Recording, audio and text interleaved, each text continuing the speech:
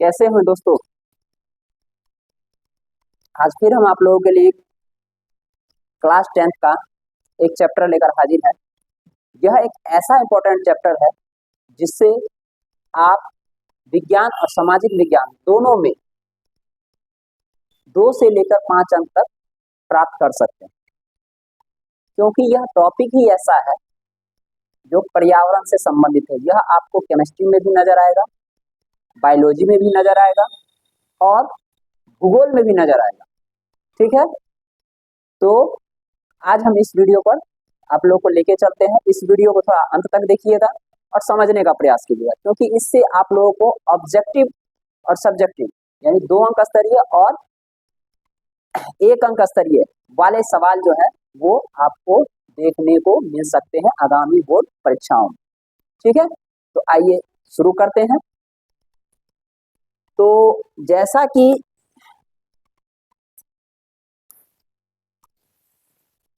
इस चैप्टर में इस चैप्टर का नाम है प्राकृतिक संसाधनों का प्रबंधन।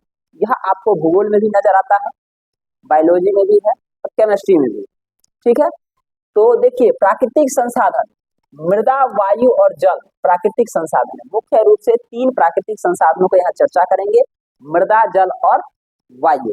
ठीक है, पर्यावरण प्रबंधन मानव और पर्यावरण के मध्य संबंध सुधार की प्रक्रिया ही पर्यावरण प्रबंधन है। पर्यावरण प्रबंधन का मतलब अच्छे से उसका यूज करना।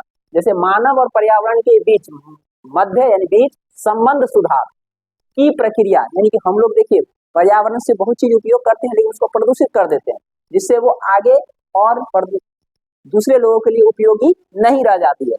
तो हमें क्या करना है, मानव यानी कि जो मनुष्य है सो और पर्यावरण जो है उनके बीच के संबंध जो हम लोग यूज कर रहे हैं उसके सुधार करने की प्रक्रिया क्या कहलाता है, पर्यावरण का प्रबंधन कहलाता है। ठीक है, गंगा कार्य योजना जैसे कि अभी चल रहा है, नमामि गंगे जैसे प्रोजेक्ट चल रहा है। इसका मतलब क्या हुआ, जैसे गंगा नदी जो प्रदूषित हो रही है उसको क्या करना है, साफ सुथरा रखना है। तो वही है गंगा कार्य परियोजना जो है ऋषिकेश से कोलकाता तक। ऋषिकेश कहाँ है, उत्तराखंड में ऋषिकेश है और कोलकाता कहाँ है, पश्चिम बंगाल। यानी कि ऋषिकेश से लेके बंगाल कोलकाता तक गंगा नदी को स्वच्छ करने का लक्ष्य गंगा कार्य योजना की शुरुआत की गई है। यानी गंगा कार्य योजना का मतलब क्या हुआ, गंगा नदी को प्रदूषित होने से बचाना है। ठीक है, उसी को गंगा कार्य योजना कहा गया है। ठीक है, जल प्रदूषण का मापदंड, जल प्रदूषण मापा कैसे जाता है, तो जल प्रदूषण का मापदंड प्रति 100 ml जल में उपस्थित कॉलीफॉर्म सूक्ष्म जीवों की संख्या को नदी के जल के प्रदूषण का मापदंड माना गया है। नदी का जो जल का प्रदूषण है वो कैसे जांचा जाता है, तो 100 ml अगर नदी के जल को अगर हम लोग लेते हैं तो उस जल में उपस्थित कॉलीफॉर्म सूक्ष्म जीव की संख्या जितनी अधिक होगी वह जल उतना ज्यादा प्रदूषित माना जाएगा। ठीक है, गंगा के प्रदूषण के कारण टॉपिक है ये, गंगा के प्रदूषण का कारण। तो गंगा के प्रदूषण का मुख्य कारण नगरों द्वारा उत्सर्जित कचरा, मल जल का इसमें प्रवाहित किया जाना है। यानी कि जो गंगा नदी के किनारे जो शहर बसे हुए, जैसे कि आपका कानपुर हो गया, पटना हो गया, मुगलसराय हो गया, इन सब शहरों के नगरों के द्वारा जो उत्सर्जित कचरा यानी कि जो शहर का जो कचरा होता है सो मल जल इसमें सीधे प्रवाहित कर दिया जाता है। इसके अतिरिक्त मानव के अन्य क्रियाकलाप जैसे कि इसमें स्नान करना, कपड़े धोना, मृत व्यक्तियों की अस्थि विसर्जन, शवों को बहाना, नदी के किनारे मल मूत्र का त्याग करना आदि भी इसके प्रदूषण के कारण है। यानी इसमें प्रदूषण का कारण क्या क्या हो जाएगा, जैसे नदियों में स्नान करना, अब स्नान करते हैं, स्नान करने के साथ साथ कुछ व्यक्ति शैम्पू वगैरह का यूज करते हैं, शैम्पू जो भारी मात्रा में होता है तो वहां पर क्या होता है, प्रदूषण ज्यादा फैल जाता है। कपड़े धोना, अब नदियों में अगर हम कपड़े धोते हैं तो सर्फ वगैरह जो यूज होता है उससे भी क्या होता है, प्रदूषण होता है। मृत व्यक्तियों की अस्थि विसर्जन, कुछ मरे हुए लोगों का अस्थि विसर्जन जो हमारी परंपरा रही है तो वो भी है। और उसके साथ साथ शवों को बहाना, मल मूत्र का त्याग करना, ये सब तो खैर कम मात्रा में भी होता है, लेकिन कल कारखानों से उत्सर्जित जो अपशिष्ट पदार्थ हैं उन्हें अगर हम लोग क्या कहते हैं सीधे नदियों में प्रवाहित कर देते हैं तो और क्या होता है, हमारा प्रदूषण बढ़ जाता है नदियों का। औद्योगिक कचरों जो हम अभी चर्चा किए, कल कारखानों से जो कचरे निकलते हैं, औद्योगिक कचरों को प्रवाहित करना भी इसके प्रदूषण का एक मुख्य कारण है। ठीक है, तो देखा आप लोगों ने कि नदियों का प्रदूषण किन किन कारणों से हो सकता है, वो सब यहाँ पर चर्चा हो गया है। अब चलते हैं पर्यावरण का संरक्षण। पर्यावरण संरक्षण, पर्यावरण को कैसे बचाया जा सकता है। ठीक है, पर्यावरण को कैसे बचाया जा सकता है, तो वस्तुओं का उपयोग कम करके हम जो पर्यावरण वाले जो अनवीकरणीय संसाधन है, जिनको क्या कहते हैं हम जल्दी नहीं प्राप्त कर सकते हैं, उनका उपयोग कम करके अनुपयोगी वस्तुओं को पुनः चक्रण द्वारा उपयोगी वस्तुओं में परिवर्तित करके, अनुपयोगी मतलब कि वैसे वस्तुओं जिन्हें हम एक ही बार उपयोग कर सकते हैं, उन्हें प्रयास करेंगे हम दोबारा चक्रण द्वारा उपयोगी वस्तुओं में परिवर्तित करके जहां संभव हो परिचालन तथा पुनर्उपयोग करके कचरों का सही निष्पादन करके हम पर्यावरण को प्रदूषित होने से बचाया जा सकता है। यानी जो भी हो रहा है, यानी कि वेस्ट में से बेस्ट निकालना, आपने सुना होगा वेस्ट में से बेस्ट निकालना, यानी कचरों से भी आजकल क्या किया जाता है, अच्छी अच्छी चीजें बना दी जाती है। तो उन्हीं का हम लोग निरंतर अगर प्रयोग दर प्रयोग अगर करेंगे, कचरे में से भी जो उपयोगी वाली चीजें हैं उनका अगर हम यूज करते जाएंगे तो क्या होगा, कचरा की मात्रा घटेगी। जब कचरा की मात्रा घटेगी तो हमारा ऑटोमेटिक प्रदूषण जो है, जल प्रदूषण, मृदा प्रदूषण, ये सब क्या होगा, कम होगा। ठीक है, संसाधनों के संरक्षण एवं प्रबंधन की आवश्यकता क्यों पड़ती है, तो प्राकृतिक संसाधनों की मात्रा सीमित है, यानी जो प्राकृतिक संसाधन है वो क्या सीमित मात्रा में, वो तो ज्यादा मात्रा में है नहीं। औद्योगिक क्रांति एवं जनसंख्या में वृद्धि के कारण ये छीन होते जा रहे हैं। जैसे देखिए संसाधन तो वृद्धि नहीं हो रहा है, जनसंख्या वृद्धि हो रही है, उद्योग धंधा बढ़ रहा है, तो क्या होगा, जो प्राकृतिक संसाधन है वो निरंतर कम होते जा रहे हैं। इसीलिए हम सबको ध्यान इनके संरक्षण एवं प्रबंधन की ओर आकृष्ट हुआ है। यानी ये इसीलिए हम लोग को क्या करना चाहिए, पर्यावरण का संरक्षण और प्रबंधन करना बहुत ही जरूरी हो गया। वन का महत्व, अब जंगल का क्या महत्व है, वन हमारे आर्थिक विकास, प्राणियों का अस्तित्व बनाए रखने में सहायक होते हैं। वनों से टिम्बर उद्योग के लिए इमारती लकड़ियां प्राप्त होती है। वन हमारे आर्थिक विकास और प्राणियों के आर्थिक विकास का मतलब हो गया क्या, रुपये पैसे के लिए भी, जैसे टिम्बर उद्योग है, टिम्बर उद्योग का मतलब हो गया फर्नीचर उद्योग, फर्नीचर उद्योग में भी वनों का बहुत अत्यधिक उपयोग हो रहा है। और दूसरा क्या है, प्राणियों का अस्तित्व, प्राणियों का अस्तित्व जंगली जीव जैसे रहते हैं, शेर, भालू, ये सब जो है आपको जो जंगली जीव है वो तो अब जंगल में ही रहेंगे।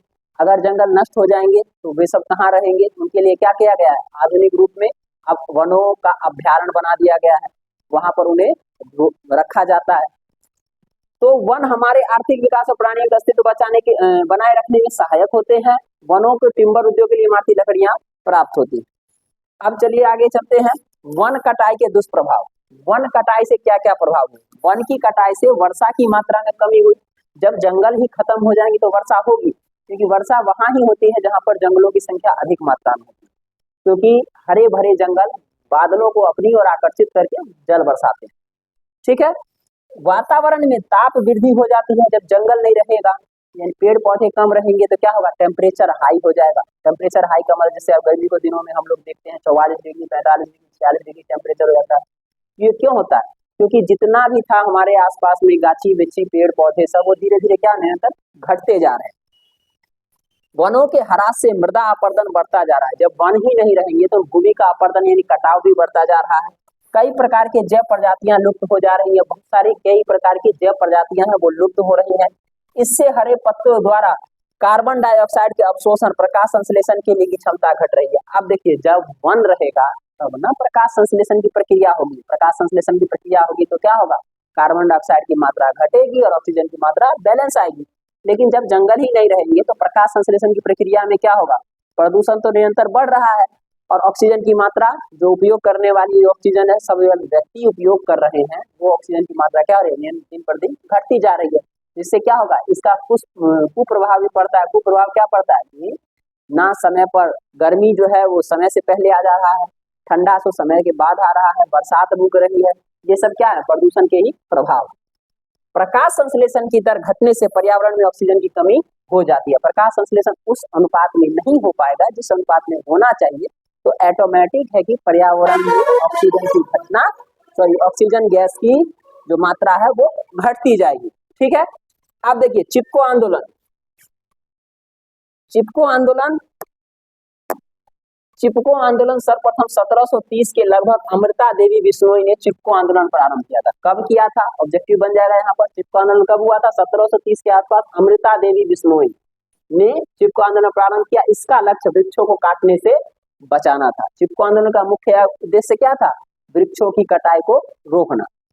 जल का उपयोग, पीने के अलावे जल का उपयोग सिंचाई, जल विद्युत उत्पादन, मत्स्य पालन, जल यातायात तथा उद्योगों के लिए किया जाता है। देख लीजिए, पीने के अलावा हम लोग जो पानी पी रहे हैं, जल का उपयोग कर रहे हैं, कपड़ा धोने, नहाने धोने, इसके अलावा क्या होता है? तो सिंचाई के रूप में, खेती जब होती है तो खेती में सिंचाई पटवन किया जाता है ना, तो सिंचाई के लिए जल विद्युत यानी कि पन बिजली बनाने के लिए भी जल का उपयोग किया जाता है। मत्स्य पालन, मछली पालन में भी जल का उपयोग होता है। जल यातायात यानी समुद्रों में जब एक जगह से दूसरी जगह जाया जाता है, जल परिवहन, उसमें भी उपयोग होता है। तथा उद्योगों के लिए, उद्योग धंधों के लिए भी क्या कहते हैं? जल का बहुत बड़ी भारी मात्रा में क्या जाता है? उपयोग किया जाता है। जल की उपलब्धता में कमी होने के कारण, जल की उपलब्धता में कमी का मुख्य कारण इसका अविवेकपूर्ण उपयोग एवं जल प्रबंधन की उचित व्यवस्था का अभाव है। यानी कि जल की उपलब्धता में कमी, जल की उपलब्धता में कमी का मुख्य कारण क्या है? अविवेकपूर्ण उपयोग। अविवेकपूर्ण का मतलब हो गया क्या? हम लोग बिना किसी सिर पैर वाले बात से और बिना बुद्धि के ही क्या करते हैं? जल का नाजायज उपयोग कर देते हैं। जो उचित उपयोग होना चाहिए, अगर हमें 2 बाल्टी में स्नान करना है, अगर हम 10 बाल्टी में स्नान करेंगे तो क्या होगा? हमारा पानी बर्बाद ज्यादा होगा। ठीक है, उसे हम कहें अविवेकपूर्ण उपयोग। कि जल प्रबंधन की उचित व्यवस्था करनी चाहिए। बांध से लाभ, बांध हम सबको के लिए सिंचाई के लिए जल और बिजली उपलब्ध कराता है। बांध जो है, बांध बांधने का क्या उपाय है?